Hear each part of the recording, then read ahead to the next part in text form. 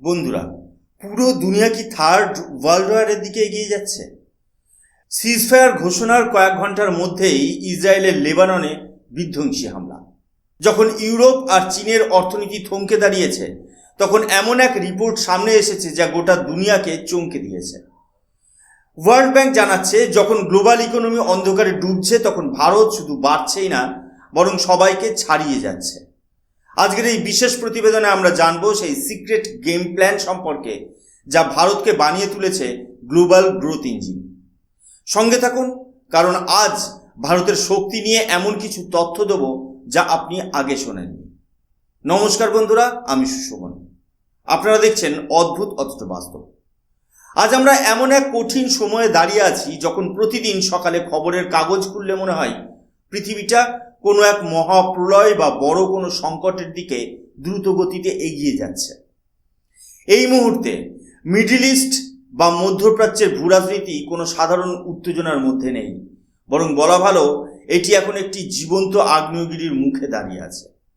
বিশেষ করে ইসরায়েল এবং লেবাননের মধ্যে যে রক্তক্ষয়ী সংঘাত আমরা প্রতিনিয়ত দেখছি, তার প্রভাব কিন্তু শুধু ওই নির্দিষ্ট ভৌগোলিক অঞ্চলেই সীমাবদ্ধ নেই। এর আঁচ এসে লাগছে আমাদের মতো উন্নয়নশীল দেশগুলোর গায়েও। আপনারা কি জানেন, যখন বিশ্বের বড় বড় রাষ্ট্রনেতারা সিজফায়ার বা যুদ্ধবিরতি টেবিলে বসে শান্তির গুলিয়া ওড়াচ্ছে, ঠিক তখনই ইসরায়েলের এই লেবানন অ্যাটাক সারা বিশ্বের গ্লোবাল সাপ্লাই চেনকে প্রায় ছিন্ন ভিন্ন করে দিয়েছে। এর ফলে পণ্য পরিবহন থেকে শুরু করে জ্বালানি তেলের দাম সবকিছুতেই এক চরম অনিশ্চয়তা তৈরি হয়েছে। বন্ধুরা, এবার এই স্ক্রিনশটটির দিকে একবার ভালো করে মন দিয়ে দেখুন। এখানে বিবিসি স্পষ্ট করে লিখেছে, Israeli strike in Lebanon, grave violation of ceasefire, Iran minister tells. অর্থাৎ যখন আমেরিকা এবং ইরানের মধ্যে কোনোভাবে একটি যুদ্ধবিরতি চুক্তি বজায় রাখার চেষ্টা চলছিল, ঠিক তখনই এই হামলা সেই কূটনৈতিক সম্পর্কের কফিনে শেষ পেরেকটি পুঁতে দিয়েছে। যখনই আন্তর্জাতিক বাজারে এই ধরনের বড় বড় চুক্তি বা ডিল ভেঙে যায়, তখন সারা বিশ্বের ইনভেস্টরদের মধ্যে এক চরম প্যানিক তৈরি হয়। আপনারা লক্ষ্য করলে দেখবেন, ইউরোপের শক্তিশালী অর্থনীতি যেমন জার্মানি বা ফ্রান্সের মতো দেশগুলো এখন মুদ্রাস্ফীতি বা ইনফ্লেশন সামলাতে হিমশিম খাচ্ছে। তাদের ম্যানুফ্যাকচারিং কস্ট আকাশ ছোঁয়া হয়ে গেছে। কিন্তু বন্ধুরা, এই ধোঁয়া, আগুন আর যুদ্ধের ডামাডোলের মাঝেই এক নতুন ভারতের উদয় ঘটছে। যখন বিশ্বের অন্যান্য দেশ নিজেদের অর্থনীতি নিয়ে দিশেহারা, তখন ভারত নিজের সীমানাকে সুরক্ষিত রেখে বিশ্বমঞ্চে এক নতুন চাল দিচ্ছে। কি সেই চাল? কেন ভারত এই সুযোগে নিজেকে আরো শক্তিশালী করে তুলছে? চলুন গভীরে গিয়ে আজ আমরা সেই রহস্যেরই উন্মোচন করি। বন্ধুরা, এবার আসি আমাদের আলোচনার সেই মূল কেন্দ্রবিন্দুতে, যা ভারতের এই সামরিক আত্মবিশ্বাসের আসল জ্বালানি। বিশ্বব্যাংক বা ওয়ার্ল্ড ব্যাংক প্রতি বছর তাদের গ্লোবাল ইকোনমিক আপডেট প্রকাশ করে। 2026 সালের 9 এপ্রিল তারা যে রিপোর্টটি সামনে এনেছে, তা প্রত্যেক ভারতীয়র জন্য শুধু স্বস্তির নয়, বরং গর্বের। সাধারণত আন্তর্জাতিক ভূরাজনীতির সমীকরণ কি বলে? যখনই বিশ্বের কোথাও বড় কোনো যুদ্ধ লাগে বা সাপ্লাই চেন বিঘ্নিত হয়, তখন বিশ্ব ব্যাংকের মতো গ্লোবাল অর্গানাইজেশনগুলো তাদের গ্রোথ রেট বা উন্নয়নের পূর্বাভাস কমিয়ে দেয়। কিন্তু ভারতের ক্ষেত্রে ঘটেছে ঠিক তার উল্টোটা। পৃথিবী যখন সংকটে, ভারত তখন আরও শক্তিশালী হয়ে উঠছে। বন্ধুরা, এই অফিসিয়াল প্রেস রিলিজের হেডলাইনটা একবার মন দিয়ে পড়ুন। India remains among the fastest growing economies. বিশ্ব ব্যাংক তাদের এই রিপোর্টে পরিষ্কার ভাষায় স্বীকার করেছে যে মধ্যপ্রাচ্যের সংঘাতের কারণে যেখানে গোটা বিশ্বের বড় বড় দেশের গ্রোথ রেট স্লো হয়ে যাচ্ছে, সেখানে ভারত আজও বিশ্বের দ্রুততম বর্ধনশীল অর্থনীতি হিসেবে নিজের জায়গা ধরে রেখেছে। এখানে একটি মজার তথ্য দিই। 2025 সালের অক্টোবর মাসে বিশ্বব্যাংক ভারতের যে গ্রোথ রেট অনুমান করেছিল, 2026 সালের এপ্রিলে এসে সেটাকে কমিয়ে দেওয়ার বদলে উল্টে বাড়িয়ে 6.6% করে দিয়েছে। এটা কোনো সাধারণ পরিসংখ্যান নয়। আপনারা যদি একটু আন্তর্জাতিক বাজারের দিকে তাকান, দেখবেন যখন খোদ আমেরিকায় সুদের হার বা ইন্টারেস্ট রেট নিয়ে প্রবল অনিশ্চয়তা কাজ করছে, যখন ইউরোপের বাজার মন্দার কবলে, তখন ভারতের জিডিপি বাড়ছে রকেটের গতিতে। আর এর প্রকৃত অর্থ কি জানেন? এর মানে হলো ভারত এখন আর শুধু বাইরের বাজারের করুণার উপর নির্ভরশীল নয়।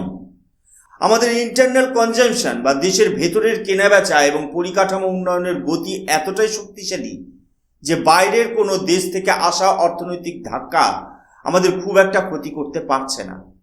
আর এই অর্থনৈতিক স্থায়িত্বই ভারতকে সাহস যোগাচ্ছে সীমান্তের ওপারে চোখ রাঙানি দিলে সরাসরি প্রত্যাঘাত করার। কারণ ভারত জানে তার পকেটে যেমন টাকা আছে তেমনি তার হাতে এখন অত্যাধুনিক প্রযুক্তি আছে। কেন ভারত থামছে না? কেন এই গ্লোবাল রিসেশনের বাজারেও আমরা এত মজবুত? এর পেছনে তিনটি বড় কারণ আছে যা আপনাদের বোঝা দরকার। এক, ডোমেস্টিক ডিম্যান্ড এবং ম্যানুফ্যাকচারিং বুম। ভারতে এখন ডিজিটাল রিভলিউশন চলছে। আমাদের ম্যানুফ্যাকচারিং সেক্টর এখন শুধু অ্যাসেম্বলি নয় বরং কোর মেকিংয়ে মন দিচ্ছে। স্মার্টফোন থেকে শুরু করে যুদ্ধ বিমান ভারত এখন নিজেই তৈরি করছে। দুই, ইনফ্রাস্ট্রাকচার এবং লজিস্টিক্স। ভারতের হাইওয়ে, পোর্ট এবং এয়ারপোর্টের যে ডেভেলপমেন্ট আমরা গত কয়েক বছরে দেখেছি তা এর আগে কখনো হয়নি। ভারতের এই লজিস্টিক কস্ট কমে যাওয়ার ফলে বিদেশি কোম্পানিগুলো চীনের বদলে ভারতকে তাদের অল্টারনেটিভ বেস হিসেবে বেছে নিচ্ছে। তিন, এনার্জি ডিপ্লোমেসি। আপনারা কি জানেন যখন বিশ্বের তেলের বাজার অস্থির তখন ভারত অত্যন্ত বুদ্ধিমত্তার সাথে তার ফরেন পলিসি চালনা করছে? রাশিয়া ইউক্রেন যুদ্ধের সময় থেকে শুরু করে আজকের ইরান সংকট, ভারত সবসময় নিজের ন্যাশনাল ইন্টারেস্ট সবার আগে রেখেছে। পিটিআই এর এই রিপোর্টে একটা গুরুত্বপূর্ণ কথা বলা হয়েছে, ফ্ল্যাগস মিডল ইস্ট রিস্কস। বিশ্বব্যাংক আমাদের যেমন প্রশংসা করেছে তেমন সতর্কও করেছে। যদি মিডল ইস্টে তেলের দাম 120 বা $150 ছাড়িয়ে যায় তবে কি ভারত সামলাতে পারবে? আমার অ্যানালিসিস বলছে ভারতের কাছে এখন বিশাল পরিমাণ ফরেক্স রিজার্ভ আছে, তাই আগের মতো আমরা সংকটে পড়ব না। তবে হ্যাঁ, রান্নার গ্যাস বা সারের ক্ষেত্রে ভর্তুকি বাড়াতে হতে পারে। বন্ধুরা, বিশ্বব্যাংকের এই লেটেস্ট রিপোর্টে আরও একটি অদ্ভুত এবং বেশ চমকপ্রদ বিষয় উঠে এসেছে যা আমাদের গভীরভাবে ভাবিয়ে তোলে। তারা পুরো দক্ষিণ এশিয়ার সামগ্রিক অর্থনৈতিক পরিস্থিতির একটি তুলনামূলক চিত্র তুলে ধরেছে। রিপোর্টে দেখা যাচ্ছে 2025 সালে দক্ষিণ এশিয়ার গড় গ্রোথ রেট যেখানে ছিল 7%, 2026 সালে এসে সেটা অনেকটা কমে দাঁড়িয়েছে মাত্র 6.3%-এ। এখন প্রশ্ন হলো, এই গ্রোথ রেট কমছে কেন? আসলে এর মানে হলো ভারতের সীমানার বাইরে আমাদের প্রতিবেশী দেশগুলোর অবস্থা কিন্তু মোটেও ভালো নয়। সহজ কথায় বলতে গেলে আজ শ্রীলঙ্কা, পাকিস্তান কিংবা মালদ্বীপের ইকোনমি কার্যত ভেন্টিলেশনে বা আইসিইউতে রয়েছে। তাদের বৈদেশিক মুদ্রার ভাণ্ডার থেকে শুরু করে সাধারণ মানুষের ক্রয় ক্ষমতা সবই তলানিতে ঠেকে গিয়েছে। ঠিক এই অন্ধকার পরিস্থিতির মাঝেই ভারত আজ এক গ্লোবাল লিডার হিসেবে আত্মপ্রকাশ করছে। কিন্তু ভারত এটা পারছে কিভাবে? এর পেছনে সবচেয়ে বড় কারণ হলো আমাদের পলিটিক্যাল স্টেবিলিটি বা রাজনৈতিক স্থিতিশীলতা। যেখানে আমাদের প্রতিবেশীদের কেউ ঋণের জালে জর্জরিত, কেউ বা রাজনৈতিক অস্থিরতায় দিশেহারা, সেখানে ভারত তার শক্তিশালী নেতৃত্বের কারণে দীর্ঘমেয়াদী বা লং টার্ম স্ট্র্যাটেজিক প্ল্যানিং করতে পারছে। আর এই স্থিতিশীলতাই বিদেশি ইনভেস্টরদের কাছে ভারতকে আজ সবচেয়ে নিরাপদ গন্তব্য করে তুলেছে। বিশ্বব্যাংক তাদের রিপোর্টে স্পষ্টভাবে উল্লেখ করেছে যে ভারতের ডিজিটাল ইনফ্রাস্ট্রাকচার এখন বিশ্বের কাছে এক অভাবনীয় রোল মডেল। আজ ভারতে প্রত্যন্ত গ্রামে বসেও একজন কৃষক তার স্মার্টফোনের মাধ্যমে সরাসরি গ্লোবাল মার্কেটের সাথে যুক্ত হতে পারছে। ইউপিআইয়ের মাধ্যমে সেকেন্ডের মধ্যে লেনদেন করতে পারছে। এই যে সাধারণ মানুষের ক্ষমতায়ন বা এম্পাওয়ারমেন্ট, এটাই আসলে নিজ থেকে আমাদের জিডিপিকে রকেটের গতিতে পুশ করছে। যখন একটি দেশের সাধারণ মানুষের পকেটে টাকা থাকে এবং প্রযুক্তির উপর ভরসা থাকে তখন সেই দেশকে বাইরে থেকে আসা কোনো আর্থিক মন্দা বা ভূরাজনৈতিক সংঘাত সহজে টলাতে পারে না। বন্ধুরা, সবশেষে একটাই কথা বলতে চাই, সময় বদলে গেছে। আজ আর ভারত সাহায্যের জন্য কারোর দিকে তাকিয়ে থাকে না, বরং গোটা দুনিয়া আজ ভারতের দিকে তাকিয়ে থাকে। ওয়ার্ল্ড ব্যাংকের এই এপ্রিল 2026-এর রিপোর্ট কোনো সাধারণ স্ট্যাটিস্টিক্স নয়, এটি হলো ভারতের উত্থানের এক ডিজিটাল সার্টিফিকেট। আমরা আজ মধ্যপ্রাচ্যের অস্থিরতার মোকাবেলা করছি, আমরা আজ গ্লোবাল রিসেশনের মুখে দাঁড়িয়ে লড়াই করছি। আর এই লড়াইয়ে ভারত একাই লড়ছে না, বরং গোটা বিশ্বের ইকোনমিকে টেনে নিয়ে যাওয়ার সাহস দেখাচ্ছে। দেখুন এই আর্টিকেলে কি বলা হয়েছে, ইম্প্যাক্ট অফ 2026 ইরান ওয়ার। দুনিয়া যখন সাপ্লাই চেইন নিয়ে চিন্তিত, তখন ভারতের মতো দেশ নতুন নতুন করিডর তৈরি করে পৃথিবীকে দেখাচ্ছে যে কোনো যুদ্ধ আমাদের আটকাতে পারবে না। তাহলে কি ইন্ডিয়া এখন সত্যিই আনস্টপেবল? আপনার কি মনে হয়? বিশ্বব্যাংক কি ঠিক বলছে? কমেন্ট সেকশনে অবশ্যই আপনার মূল্যবান মতামত জানান। আপনারাও কি মনে করেন ভারত কি সত্যি 2047 সালের মধ্যে একটি উন্নত দেশে পরিণত হতে পারবে?